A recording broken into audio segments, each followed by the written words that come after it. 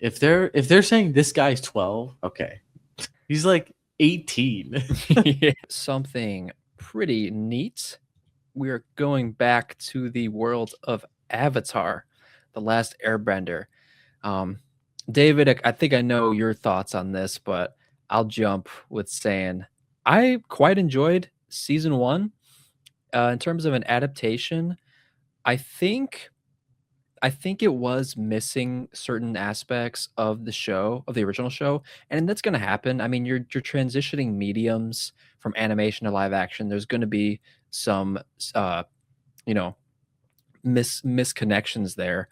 But I think the visuals were really great. The relationship between the three were fantastic. I absolutely love the relationship between Zuko and Iroh in this adaptation. I don't know if I can say more than the animated show yet because we've already seen, so much of the animated show, and we haven't seen as much with the live action yet with those two characters. But that was my standout for the first season of this show, especially with the story behind Zuko's crew and how they were saved. Loved that so much. That was like the just the peak of that show for me of season one. But we are with season two trailer with Toph. I mean, Toph is one of the most brightest characters of this show. I feel like she kind of makes this show. She's just so wildly charming. Her power set is super sweet. We kind of see, of course, this is the second season, so we're going to get into the Earth power and Aang's ability to tap into the Earth element with his training from Toph and how that all goes about. That's going to be super fun. Yeah, I'm super jazzed about this. David, what's your thoughts on the next coming season 2 of Avatar? I have mixed feelings, Yeah. and mainly because I guess I haven't finished the first season. I have seen people react to it.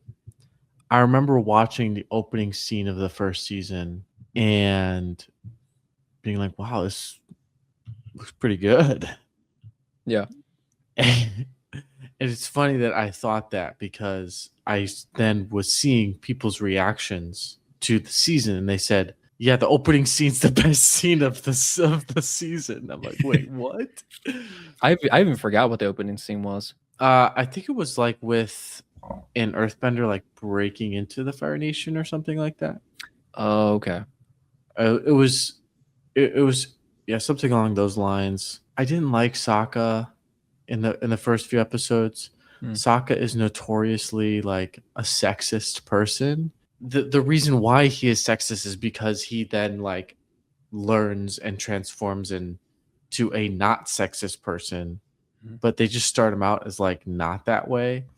And that kind of bothered me a little bit because that's like the transformation. That's what makes it good. It's what I also don't like, and it bugs me. And judging by the trailer, it's still gonna bug me. Is the costumes?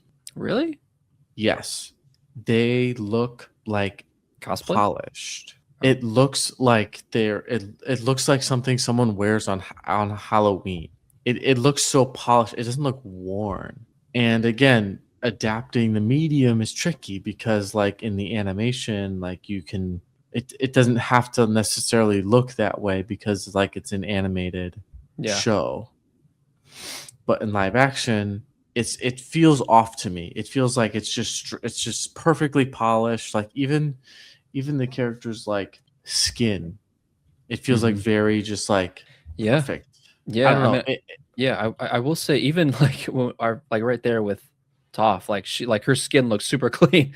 Mhm, Like mhm. that's it's totally a very clean look. So yeah, I totally see what you're saying. And to me, it's just kind of like if you're trying to make a live action adaptation, it seems like making it look real is like a part of that. That's the whole movie magic thing, the magic of TV. And while the VFX look okay, they look good. I wonder some of the stylistic choices and the original creators. Again, they dropped. They were like, "Yo, Netflix, we're not gonna be in this anymore. We don't want to do it with what you're doing." Those guys, they built the show. I mean, they built it for what it is. Mhm. Um, as are they? Is this going to be like a fast forwarding of a couple years? Because obviously, like Aang is a lot older. Yeah, I wanted to touch on that. Yeah, I mean, it's crazy how much older he looks. He looks like he aged like 5 years almost. Yes, it does. It does look like he aged 5 years. Yeah. So how they would probably anticipate doing it is like you have a 2 year gap instead of, because in the animated show, all 3 seasons take place over the course of a summer. Mhm. Can't do that in this context. No. So you can just change how long it takes. So I imagine that's what they're doing. If they're saying this guy's 12, okay. No. He's like 18. Yeah, he looks like it. It's funny because Katara and Sokka, they look kind of the same to They me. do. It's kind of like Nancy and Steve. Like they Oh, honestly didn't change a whole lot. I was thinking the exact same thing. It's the Netflix effect. It's Stranger Things. Yeah. I mean, I mean that's what's always dicey with casting kids. I mean, we're gonna see a really neat example of if they could do that successfully with the Harry Potter series coming from HBO, because they're all really young right now. They're gonna shoot. Their plan is to shoot each book each year. So I think if they're able to pull that off, yeah, they could totally. That is totally doable. Yeah, it's an unfortunate thing that you can't really get away from unless you shoot quick enough. But I mean, and we've talked about it before on the show. These these stupid long gaps between shows are ridiculous, and we're seeing some good change in that. If with HBO and House of the Dragon and Night of the Seven Kingdoms, where we're getting closer gaps. If only Last of Us could do that. I love Last of Us. I mean, the gap between those are just it's agonizing.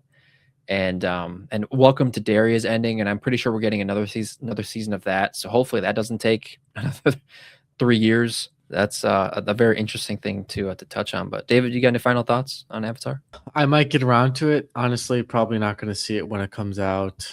Just because I'm behind, and then I gotta get caught up, and Yeah.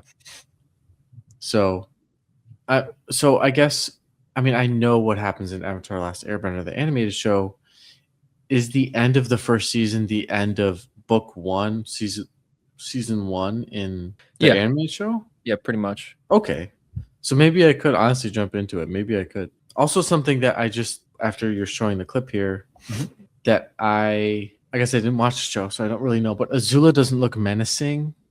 Mm, okay. Azula was like incredibly menacing in like right there. Yeah. So See, her. but Yeah. because did you see how like the costume is like too, I absolutely. Yeah. and like this, like her skin is like so just like Perfect. clean. Yeah. I'm like, I don't know. It just doesn't do it for me. It Just feels off. it feels off. Honestly, the CG feels a little off. So I that's mean, why I have mixed feelings about it. But yeah. I was gonna say like uh Ong's getting married.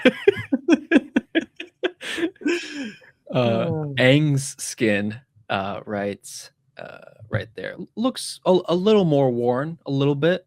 I'll say. Yeah, I will agree with you. Okay, and then we get in a little bit with Iroh and Zuko.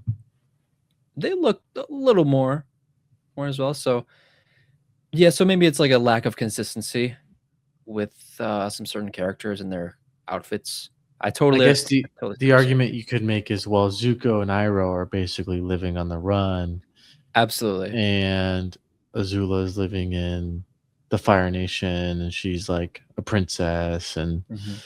yada yada yada. But I mean, I will say maybe to get you more inclined to seeing this, Daniel Day Kim as Fire Lord Ozai is wonderful casting. He is menacing as hell. So it is fantastic. I mean, I will say in terms of casting, they've nailed some things. Maybe not everything. I'm still like the jury's still out on some characters for me, like Katara. I think for me, Sokka, I enjoyed his performance in season one, so I'm all for him. Aang, I dug too, and Azula. I'd say jury's still out a little bit. But Firelord Ozai, Daniel Day Kim is sick. He's awesome. His design looks fantastic, and he's super menacing. He's got a great voice. And then Iroh with the guy who was in Kim's Convenience. It's a pretty popular sitcom on Netflix, but I think it was based in Canada as well. But he's fantastic as Uncle Iroh. And then the guy playing Zuko, the kid playing Zuko is great. I'm pretty jazzed for this. I'm can't wait to see Toph.